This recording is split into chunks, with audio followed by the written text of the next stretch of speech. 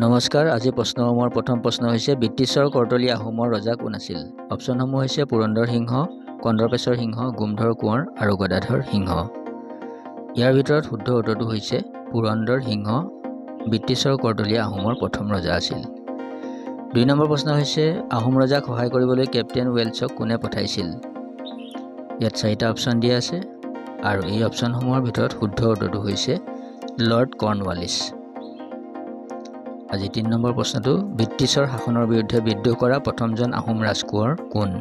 মণিৰাম দেৱান, গোমধৰ কোঁৱৰ, পিয়লি ফুকন, লেছাই কোঁৱৰ। এই 4টা অপশ্যনৰ ভিতৰত শুদ্ধ উত্তৰ হৈছে গোমধৰ কোঁৱৰ।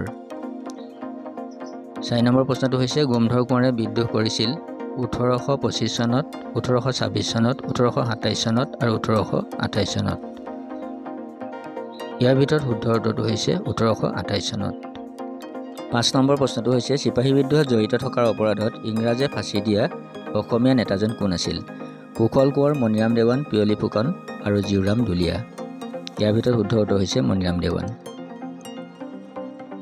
6 নম্বৰ প্ৰশ্ন হৈছে মণিৰাম দেৱানে কোন কোম্পানীত কাম কৰিছিল? অপশ্যনসমূহ হৈছে অসম চাহ কোম্পানীত, তেলৰ কোম্পানীত, ষ্টীল কোম্পানীত, ৰাবাৰ কোম্পানীত।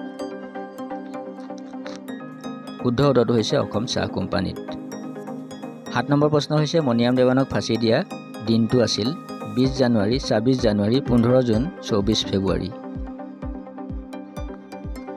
ইয়াৰ ভিতৰত শুদ্ধ উত্তৰটো হৈছে 26 ফেব্ৰুৱাৰী।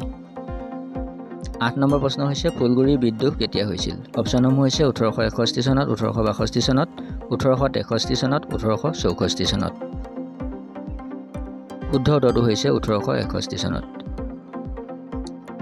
9 নম্বৰ প্ৰশ্ন হৈছে ফুলগুৰি সংঘৰ্ষত মৃত্যু হোৱা ইংৰাজ বিষয়াজনৰ নাম কি? Lieutenant Singer, captain Neufville, David Scott, captain Welsh. শুদ্ধ উত্তৰটো হৈছে লেফটেনেণ্ট ছিংগাৰ।